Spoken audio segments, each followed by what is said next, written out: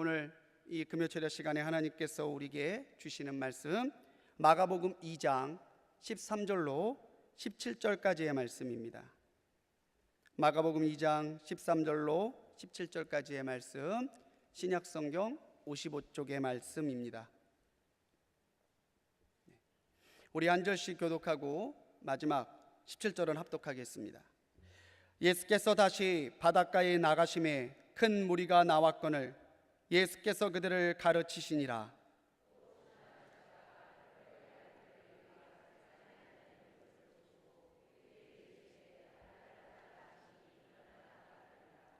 그의 집에 앉아 잡수실 때에 많은 세리와 죄인들이 예수와 그의 제자들과 함께 앉았으니 이는 그러한 사람들이 많이 있어서 예수를 따름이로라.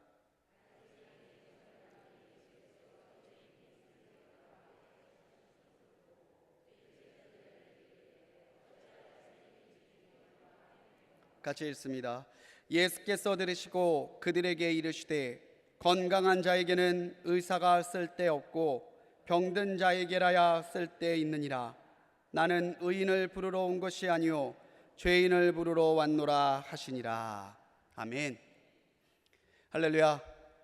하나님의 은혜가 우리 모든 성도님들과 동행하시기를 주님의 이름으로 간절히 축원합니다. 우리 옆에 있는 분들과 한 번 더 인사하시죠. 말씀으로 은혜 받읍시다. 우리 인사하시겠습니다. 말씀으로 은혜 받읍시다. 속담에, 우리나라 속담에요, 호랑이는 죽어서 가죽을 남기고 사람은 죽어서 뭘 남긴다고 그래요? 이름. 역시 좋은 문제는 내가 아는 문제가 좋은 문제인 것 같아요. 호랑이는 가죽을 남기지만 사람은 이름을 남긴답니다. 그만큼 사람에게 이름은 중요한 의미가 있죠. 이름에는요, 뜻이 있어요. 여러분들의 이름은 어떤 뜻을 가지고 있습니까? 저는 빛날 현자에 묵묵할 묵자를 씁니다. 뒤에 묵자는요, 돌림자 학렬이에요. 굳이 해석을 해본다면 묵묵히 빛나라, 이게 되겠죠. 그래서 저는 이사야 60장 1절의 말씀, 일어나라 빛을 발하라 라는 말씀을 읽으면 저에게 주시는 말씀 같아요. 어떤 상황에서든지 내 심정과 내 상황이 어떻든지 묵묵하게 일어나서 빛을 발하는 그런 신앙인, 그런 목사가 되어야 되겠다고 늘 생각합니다. 사실 꿈보다 해몽이죠. 우리가 그 주신 이름대로 살고 있는지 우리는 한번 살펴볼 필요가 있다는 거죠. 저희 큰 집은요, 용인 수역이에요. 몇 번 제가 말씀드린 적 있지만 명절에 큰 집을 내려가면 저희 친척 동생들, 저랑 같이 묵자 학렬을 쓰는 사람들이 저를 굉장히 부러워했습니다. 이름들 들어보면 이해가 가요. 민묵이, 건묵이, 상묵이, 관묵이, 흔묵이. 이런 이름 듣다가 제 이름 떠올려 보시니까 어떠세요? 임현묵. 굉장히 세련되고 도회적인 느낌이 들지 않습니까?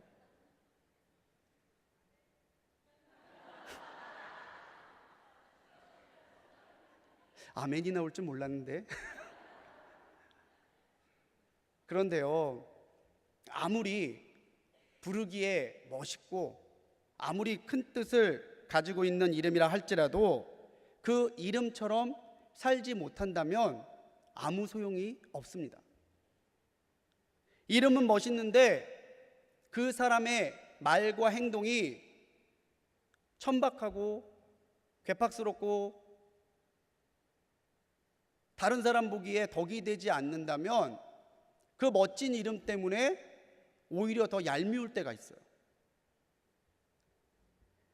우리나라와 이스라엘은 비슷한 점이 참 많습니다. 그 중에 하나가 이름을 매우 중요하게 여긴다는 거예요. 첨단 IT 시대인 현대를 살아가는데도 많은 사람들이 좋은 이름, 성공하는 이름 짓겠다고 이 시대에도 장명소에 가서 돈을 주고 이름을 짓기도 해요. 저는 못 들어가 봤는데 요새 핸드폰 어플 중에는 이름 지어주는 어플도 있대요. 또 해본다 또. 다 소용없어요. 다 부질없어요. 이름의 뜻은 그 사람의 생애를 향한 기대를 담고 있습니다. 그렇기 때문에 성경에서는 이름이 바뀌면 단순하게 호칭이 바뀌는 게 아니라 그 사람의 인격과 삶의 복이 달라졌다라는 뜻이에요. 동시에 지금까지 그 사람이 어떠한 삶을 살았든 하나님은 이름을 바꿔주시면서 그 사람에게 새로운 기대를 거신다는 뜻이기도 합니다. 아브라함이 아브라함이 됐고요. 야곱이 이스라엘이 됐어요. 이름이 바뀌기 전과 바뀌고 나서가 그 두 사람이 똑같은 삶을 살았었나요? 아니요. 180도 완전하게 다른 삶을 살았어요. 오늘 말씀의 주인공 레위는 그런 기대를 담고 있는 그의 이름처럼 살지 못했습니다. 하지만 그는 예수님을 만나 기대를 저버린 삶에서 새롭게 기대를 이루어가는 삶을 살게 되었다는 거죠. 우리 모두는 예수님을 구주로 믿는 순간에 새로운 이름을 받았어요. 새로운 이름, 그건요 성도라는 이름입니다. 그리스도인, 성도, 거룩한 무리, 구별된 사람, 거룩하게 주님을 닮아가는 사람, 그것이 예수님을 믿는 순간 하나님이 우리에게 새롭게 주신 이름입니다. 우리가 성도라는 새로운 이름을 받았다면 우리는 하나님의 뜻과 기대를 이루는 삶을 살아야 될 것입니다. 그렇다면 우리가 그 이름에 담겨 있는 하나님의 뜻과 기대를 어떻게 이루어갈 수 있을까요? 먼저는요, 그 이름이 뜻하는 삶의 자리에 서야 돼요. 내가 있어야 할 곳을 가야 되고 내가 있어야 할 곳을 지켜야 한다는 말씀입니다. 자리는 여러 가지 의미를 가지고 있는 중의적인 단어죠. 사람에게는요, 가야 할 자리가 있고 피해야 할 자리가 있어요.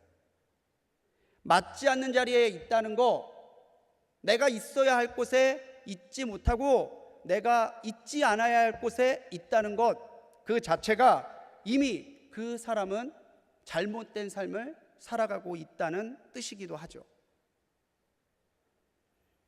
14절 말씀에서 오늘 말씀 주인공 레위에 대한 설명이 나옵니다. 레위는요, 유대인이었어요. 그런데 이 유대인 레위가 어디에 있냐면 세관에 앉아 있습니다. 세금을 받는 세관. 마태복음 9장을 읽어보면 오늘 마가복음의 이 이야기를 똑같이 설명하고 있어요. 그런데 마태복음 9장에선 세리의 이름이 마태로 나옵니다. 마태, 로마식 이름이죠. 그런데 오늘 본문의 말씀 마가복음에서는 이 세리의 이름이 마태가 아니라 레위예요. 레위, 히브리식 이름입니다. 두 사람은 동일 인물임이 확실하다는 거죠. 그런데 왜 마태는 마태라고 이름을 기록하고 오늘 마가복음은 그의 이름을 레위라고 말하고 있는가?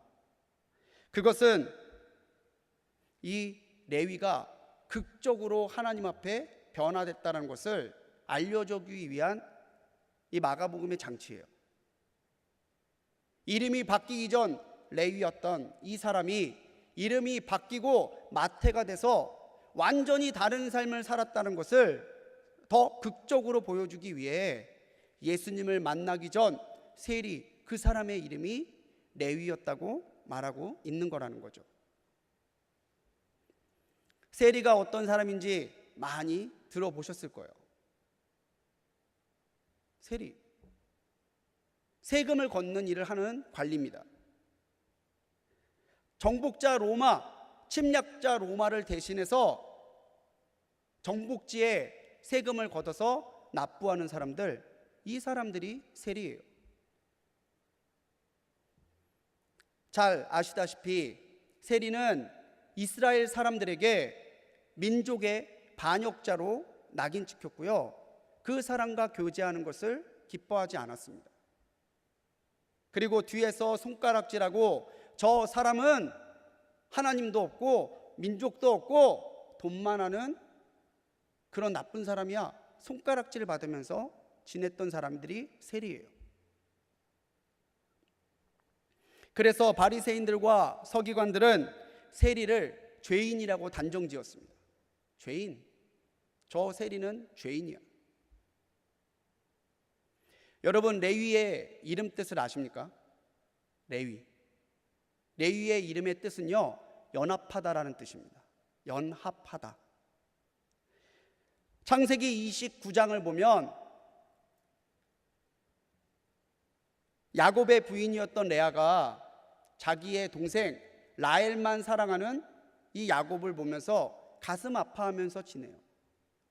그런 레아를 보고 하나님이 긍휼히 여기셔서 라헬에게는 주지 않았던 자식들을 레아에게 1, 2, 3 스트레이트로 주십니다.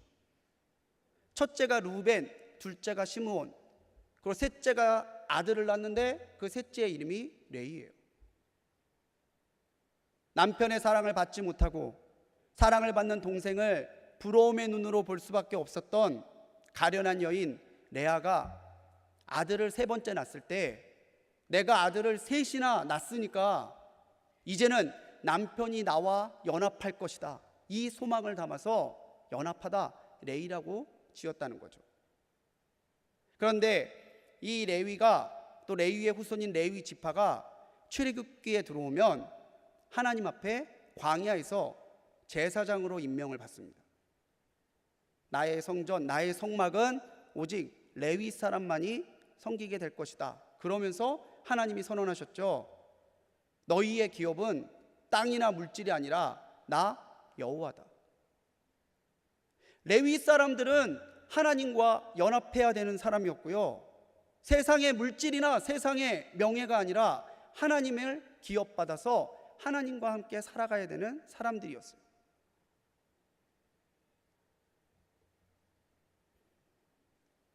레위의 이름이 레위라는 것을 미루어 본다면 레위는 분명히 레위 지파의 사람이었을 겁니다.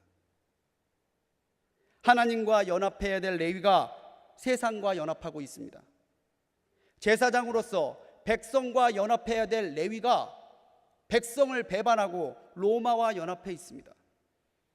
하나님을 기업으로 삼아야 될 레위가 하나님이 아니라 돈을 자기의 기업으로 쌓아가고 있습니다. 한참 잘못돼도 너무 잘못된 삶을 살아가고 있어요. 그는 레위, 연합하다라는 이름을 잘못 오용한 채 그 이름의 뜻대로 살지 못하고 있었고, 자신이 있어야 될 자리가 아니라 엉뚱한 자리 세간에 앉아 있습니다. 16세기 이탈리아의 화가인 카라바조라는 사람이 그린 마태를 부르시는 예수라는 그림입니다. 여러분들 보시기에 예수님, 그리고 반대쪽에 있는 그림을 확대해 보면은 한 남자가 돈을 세고 있는 남자를 가리킵니다. 누가 맡을까요? 누가 맡을 것 같으세요? 카라바조도 얘기 안 해줬어요, 누가 맡은지. 그런데 돈을 세고 있잖아요. 돈을 세고 있잖아요. 반대편에선 예수님이 마태를 부르시는데 마태는요, 레위는요, 예수님을 쳐다도 보지 않은 채 돈만 세고 있어요. 눈길을 주지도 않은 채 돈만 보고 있어요. 손가락질하고 있는 남자, 그 사람은 예수님에게 예수님, 얘가 마태래요 라고 가르쳐 주는 것 같아요.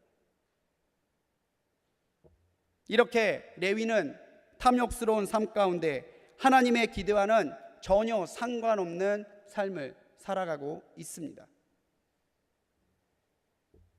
여러분, 지금 우리는 어떤 자리에 있습니까? 내가 성도라는 새로운 이름을 하나님께 받았는데 나는 성도로서 지켜야 할 자리에, 성도로서 있어야 할 자리에 오늘 그렇게 그 자리에서 살아가고 있습니까? 성도의 자리는 주님과 함께 머물러 있는 자리입니다. 성도의 자리는 예배의 자리고 성도의 자리는 헌신의 자리입니다. 성도의 자리는 예수님을 닮아가는 자리고 예수님의 사랑을 나누며 실천하는 자리입니다. 지금 우리들은 하나님이 우리에게 주신 이름 성도라는 이름에 담겨 있는 그 기대를 이루며 살아가고 있습니까? 금요철아 피곤하는데 금요철아 왔더니 자꾸 어려운 것만 물어본다고 싫어하실 수도 있을 것 같아요. 근데 여러분, 이 피곤한 시간에 왜 여러분들은 여기 앉아 계십니까?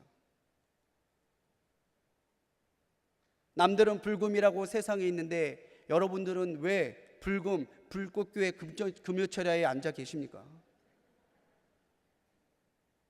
여기가 우리의 자리거든요. 세상이 우리의 자리가 아니라, 쾌락이 우리의 자리가 아니라 여기 이곳 예배하고 기도하고 하나님의 뜻을 찾아가고 하나님을 닮아가기로 새롭게 결단하는 바로 이 자리가 우리의 자리거든요.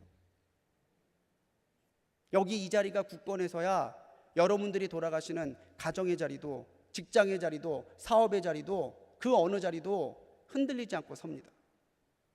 그런데요, 이 자리가 흔들리면요, 여러분들이 어느 자리를 가더라도요, 그 자리 때문에 이 자리를 잊어버려요. 이 자리를 놓쳐버린단 말입니다. 우리가 이렇게 기도해야 우리가 삽니다. 우리가 이렇게 기도해야 우리의 가정이 살고, 우리가 그렇게 기도해야 나라와 민족이 삽니다. 살기 위해서 여기 있는 거예요. 하나님이 부르신 자리니까 여기 있는 거예요. 내 욕심의 자리, 나만을 위해 사는 자리, 내게 주신 사명을 망각하고 살아가는 자리는 예수님을 믿는 믿음으로 천국을 소망하며 살아가는 우리에게 맞는 자리가 아닙니다. 여러분, 내가 오늘 어디에 있어야 할지를 분별하는 우리 성도님들이 되시기 바랍니다.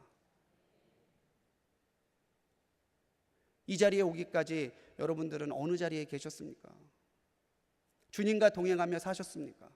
주님의 임재를 사모하며 사셨습니까? 그렇다면 오늘 이 자리에서 주님의 손을 굳게 붙잡으시기 바랍니다. 내 이름에 주신 기대, 내 이름에 담겨있는 뜻, 하나님이 실망하시지 않도록 내가 있어야 할 삶의 자리에서 내게 기대하시는 사명들을 이루어가는 우리 성도님들 되시기를 주님의 이름으로 간절히 축원합니다. 레위의 일생은 몸이 건조한 일상이에요. 세간에 앉아서 세금 받고, 받으면 로마 정부에게 입금할 거 입금하고 나머지 들고 가는 거예요. 하루 자고 다음날 아침이 되면 또 세관에 나와서 돈을 세요. 이게 반복돼요. 얼마나 지겨운 삶일까요? 동족들이 세리라고 욕하는 것 알지만 대신 부가 쌓여 가니까 그냥 참고 살아요. 돈이 위로고 돈이 삶의 목적이에요. 13절 말씀에서 보면 예수님이 다시 바닷가에 나가시매라고 합니다. 왜 나가셨냐요? 말씀을 가르치고 군중들에게 하나님의 나라에 대해서 알려주려 나가시는 거예요. 앞부분을 살펴본다면은 이 바닷가는 갈릴리 호숫가에 있는 가버나움이라는 곳입니다. 보통 세관은요 바닷가에 있는 게 아니고요 시내에 있어요. 그런데 오늘 레위가 앉아있는 세관, 이 세관이요 바닷가에 있어요. 아마도 이 레위는 항구에서 오가는 물품에 세금을 부과하거나 통행세를 받는 세리였을 것으로 보입니다. 예수님을 따라 큰 무리가 나옵니다. 주님의 말씀을 들으러 바닷가에 수많은 사람들이 모였어요. 그리고 예수님은 그들을 가르치십니다. 그런데요, 그 혼란한 와중에도 레위는 세관에 앉아 있어요. 가끔 교회 앞에서 드라마나 광고를 촬영하거든요. 그러면 사람들이 어디서 그렇게 모여요. 모여가지고 탤런트를 보고 싶기도 하고 광고 찍는 거 보고 싶기도 하고 이러니까 모여요. 그러면은 그 시끄러운 소리 때문에 또 다른 사람들이 모여요. 그렇게 사람들이 모이는데 그 바닷가에서 예수님 때문에 수많은 사람들이 모여 있는데 레위는 세관에 앉아 있어요. 관심이 없어요. 그 당시 예수님은 그야말로 핫한 분이셨죠. 저마다 예수님의 소문을 듣고 만나기를 원했고 예수님의 가르침을 듣고 싶어 했고 예수님의 손길 한번 닿아서 병이 고쳐지기를 사모했어요. 그런데 레위는 전혀 관심을 보이지 않습니다. 그는 그렇게 목적 중심으로 사는 인물이에요. 자기의 목적이 아니면 관심이 없습니다. 하지만 여러분 한번 생각해 보십시오. 레위라고 해서 자기를 손가락질하고 비난하고 욕하는 소리 몰랐을까요? 그런 얘기 듣고 아무렇지도 않았을까요? 레위는 힘들수록, 레위는 외로울수록, 힘들수록, 아플수록 점점 더 돈에 집착했을 거예요. 그 상처받은 마음을 숨기고 삭히며 살아갔을 수도 있습니다. 갈릴리 바다의 많은 사람들은 갈릴리 바다와 연관된 삶을 살았을 겁니다. 물고기 잡고 거기에서 사고 팔고 왔다 갔다 하고 사람들의 일상의 터전인 그 갈릴리 바다를 오가다 보면 세관에 앉아있는 레위를 노상 봤을 거예요. 볼 때마다 욕했겠죠. 손가락질했겠죠.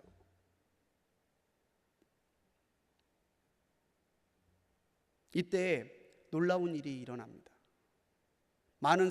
수많은 사람들이 한 사람 예수님만 바라보고 있어요. 그런데 그 예수님이 자리에서 일어나더니 어디로 가세요? 사람들로 예수님을 따라가겠죠. 어디 가시는 거야? 몰라. 어디로 가시는 거래? 가보면 알겠지. 예수님 가실 때 수많은 사람들이 예수님의 뒤를 따라 걸어가요. 어딘지도 모르고. 그런데 예수님이 레위가 앉아있는 세관 앞에 서시는 거예요.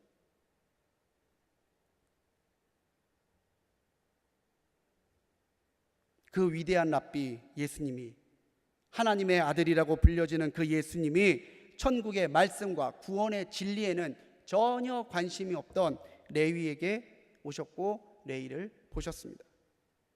상처를 이기고 삭히며 살아가는 레위에게 오늘 주님이 오셨습니다. 돈만 세고 있던 레위가 문득 자기를 보는 시선을 느끼고 눈을 덜어보니까 처음 보는 분이 서 계세요. 뭔 일인가 쳐다보는데 그분이 자기에게 나직하지만 분명하고 단호하게 말씀하세요. 나를 따르라. 14절 같이 읽어보겠습니다. 시작. 또 지나가시다 알페오의 아들 레위가 세간에 앉아 있는 것을 보시고 그에게 이르시되 나를 따르라 하시니 일어나 따르니라. 아멘. 따르라는 헬라어 아로크데이는요, 따르다는 동사의 명령형입니다. 명령형. 따라줄래? 이게 아니라 분명하게 명령하는 거예요. 나를 따르라. 예수님은 레위에게 선택의 여지를 주지 않았습니다. 따르고 싶으면 따르고 따르기 싫으면 마라. 이게 아니라 너 지금 분명히 일어나서 나를 따라오라. 명령이었다는 거예요. 기대를 저버리며 살았던 레위에게, 예수님은 오늘 새롭게 레위에게 기대를 걸고 계신 거예요. 내가 따르라 명령한다면 너는 나를 따를 거야. 주님이 주시는 새로운 기대가 뭡니까? 이제는 세상이 아니라 나와 연합하자. 세상의 욕심과 연합하지 말고 나를 따라 나의 길을 같이 가자. 이기적인 삶, 너만을 위한 삶을 버리고 이제는 사람을 구원하게 하는, 사람을 하나님께 인도하는 전도자의 삶으로 새롭게 연합해서 나와 함께 가자. 주님 그렇게 말씀하시는 거예요. 나를 따르라 이 명령에는요, 내가 함께 가겠다는 뜻도 담겨 있는 거예요. 내가 동으로 가면 너도 동으로 와. 내가 서로 가면 너도 서로 와. 함께 가자는 의미예요. 그에게, 레위에게 예수님 말씀하셨을 때 레위에게 놀라운 일이 일어납니다. 아무것도 관심 없던 사람, 돈만 바라보던 레위가 세간에서 일어났어요. 그리고는 예수님을 따라가기 시작한 거죠. 거기에 모여있던 수많은 군중들은요, 순간 탄성을 저질렀을 거예요. 와, 레위가 일어났어. 레위가 예수님 따라가고 있어. 떠올려 보세요. 앞에 예수님이 서 있고요, 그리고 그 뒤를 레위가 따라가고 그 뒤를 수군수군 대면서 사람들이 따라가요. 어디까지? 레위의 집까지. 복음서는 어떤 변화를 설명할 때 행동으로 설명할 때가 많습니다. 예수님을 만나기 전 레위는 앉아 있었죠. 앉아 있다는 것은 영적으로 무력한 상태, 죄악된 상태를 말합니다. 그런데 이제 레위가 주님의 말씀, 주님의 명령을 듣고 일어나서 세간을 박차고 주님을 따라가기 시작했을 때 그의 삶에는 변화가 일어났어요.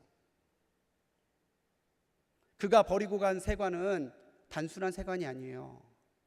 이전까지 잘못된 삶을 송두리째 부인하는 거예요. 자기가 최고라고 여겨왔던 돈을 서슴지 않고 버린 거예요. 처음 만난 예수님, 그가 누군지도 관심도 없던 예수님, 그 예수님이 나를 따르라 한마디에 이 레위는요, 내 모든 것을 버려두고 따를 만한 분이라는 것을 깨달았다는 거죠. 참 아이러니한 게요, 그 당시 세리가 많은 사람들에게 비난을 받고 욕을 먹는 자리였는데 또 많은 사람들이 세리가 되고 싶어 했어요. 세리만 되면 부자가 되니까. 욕 조금 먹어도, 그 마음 조금 상해도 잘 먹고 잘 살 수 있으니까. 그런 이중적인 모습이 유대인의 모습이었다는 거예요. 세리를 욕하는데, 야, 그래도 나 세리 시켜주면 하겠다. 가끔 어떤 분들이 그런 얘기를 하는 걸 들어요.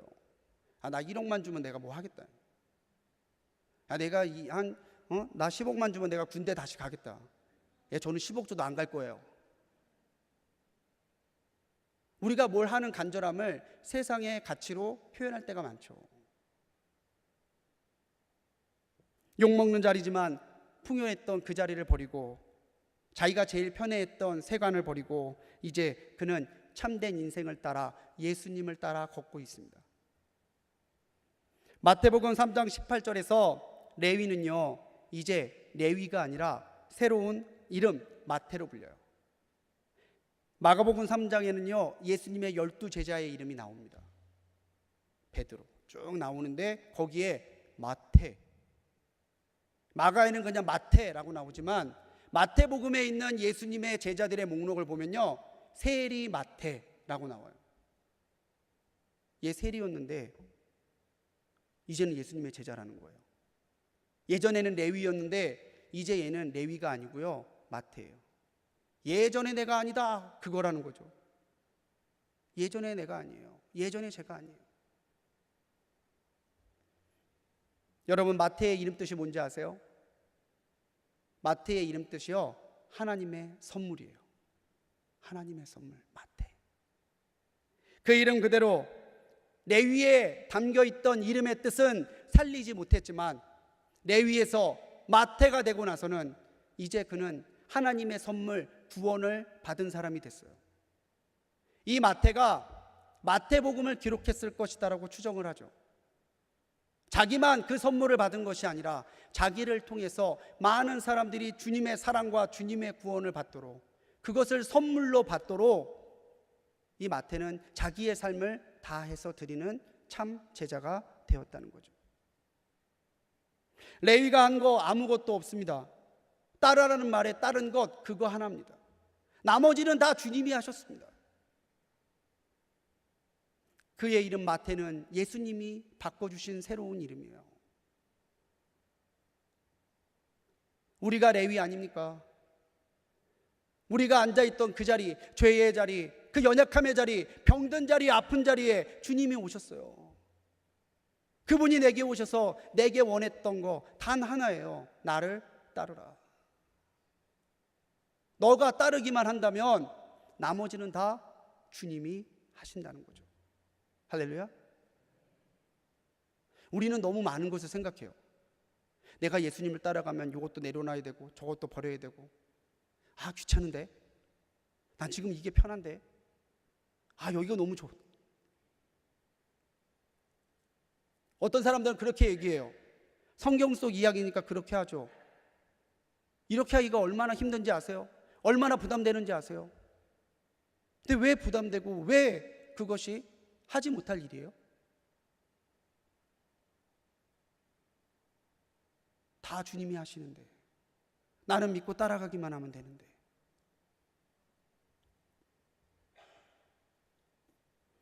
우리는 부담스럽고 할 수 없지만 우리 예수님의 사랑과 능력이라면 능히 우리를 새로운 사람으로 변화시킬 수 있음을 여러분 믿는 이 밤이 되시기 바랍니다. 시인 김춘수라는 사람이 쓴 꽃이라는 시가 있어요.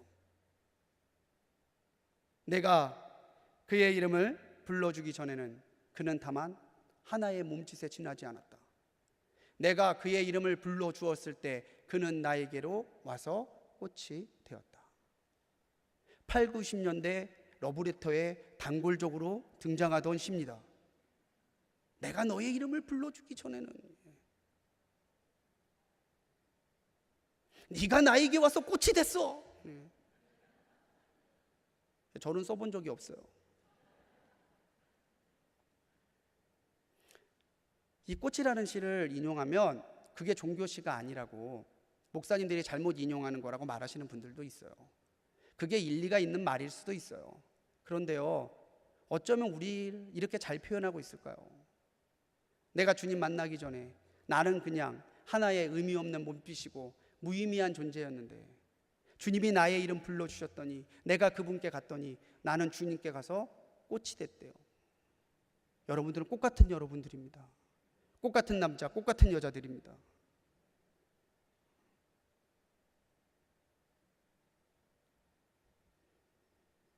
오늘 이 밤에 주님께서도 내게 오실 겁니다.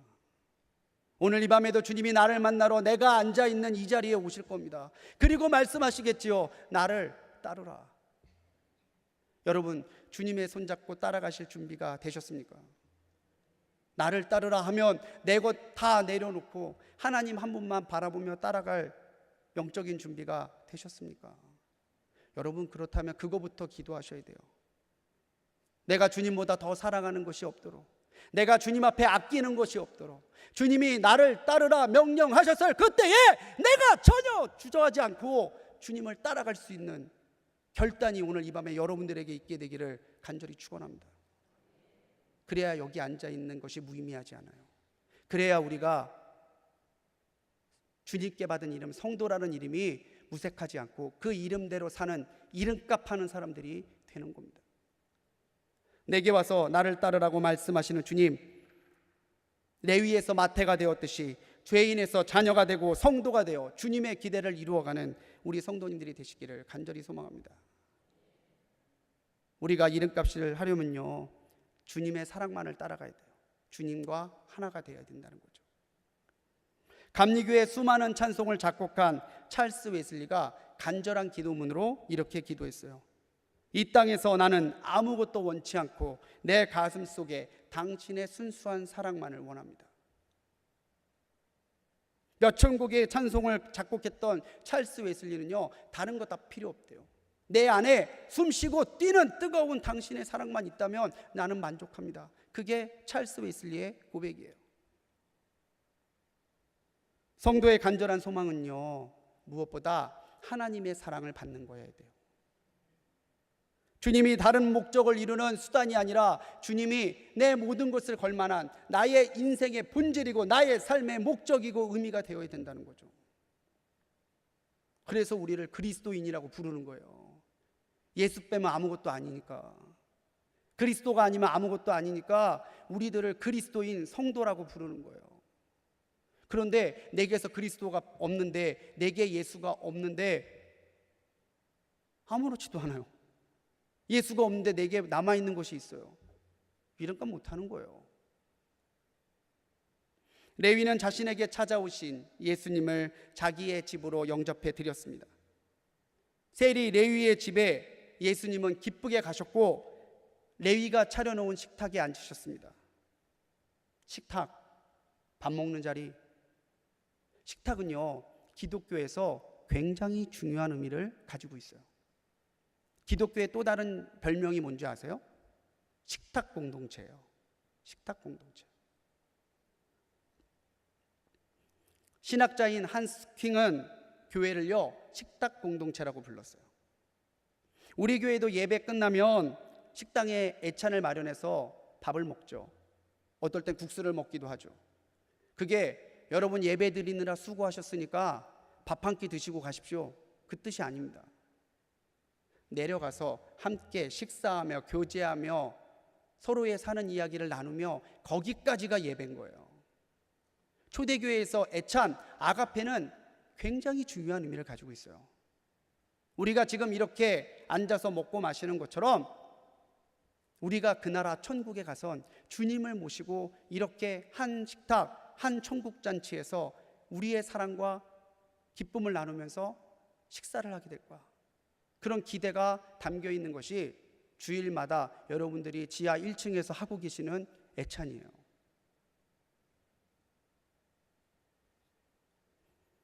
기독교의 중요한 예식 성만찬 역시 주님께서 우리를 위해 내어주신 주님의 몸과 피를 기념하고 감사하는 식탁이죠. 거룩한 식탁이죠. 계시록 3장 20절의 말씀입니다. 같이 읽습니다. 시작. 볼지어다 내가 눈 밖에 서서 두드리노니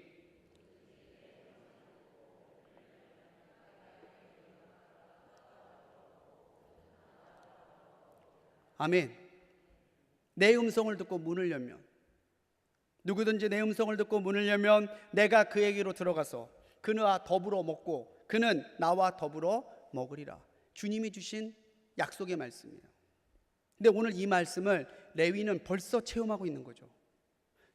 내 음성을 듣고 문을 열어주면 내가 들어가서 너와 더불어 먹고 마시리라. 주님과 함께 앉는 식탁은 단순한 식사가 아닙니다. 구원의 증거였고요, 하나님의 자녀가 되었다는 증거였어요.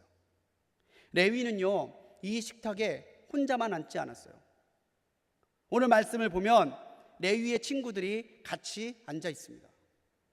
저 같아도 불렀을 것 같아요. 제가 예수님 오셨으니까 오셔서 같이 식탁에 앉아요 불러주시면 다 오세요. 목사님은 혼자 가세요 그러지 마시고, 저는 여러분들 다 데리고 갈 것 같아요. 예수님이 오셔서 식탁을 베풀어 주신다면. 세리였던 레위와 친구라면요, 그 세리의 친구들도 뻔한 사람들이죠. 당시의 유대인들과 유대교회는 환영받지 못했던 소외된 사람들일 거예요. 예수님이 죄인인 세리의 식탁에 앉았다는 것 매우 충격적인 이야기입니다. 바리새인들과 서기관들과 유대인들은요, 따져 물어요. 어떻게 예수님이 세리와 죄인들과 같이 식사를 할 수 있냐? 예수님께는 차마 묻지 못하고요, 17절의 말씀에서 보면은 제자들에게 말하는 거예요. 제자들에게.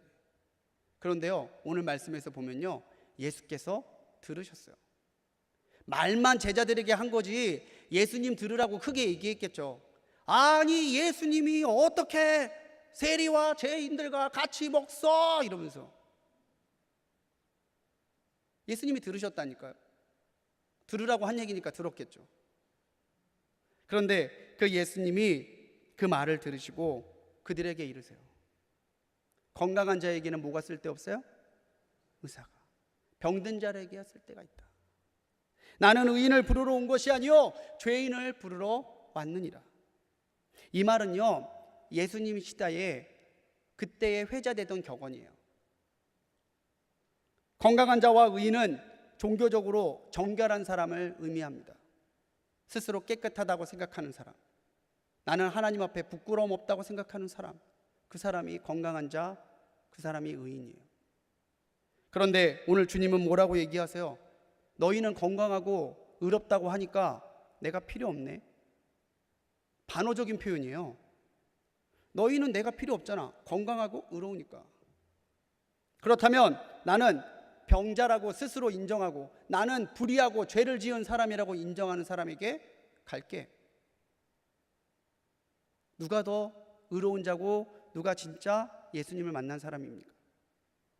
중요한 건요, 스스로 의롭다고 했던 사람들은 예수님께 책망받았는데 스스로를 죄인이라고 고백했던 세리들은 예수님과 함께 식탁에 앉아 있다는 사실이에요. 모든 세리와 죄인이 의롭다는 말이 아닙니다.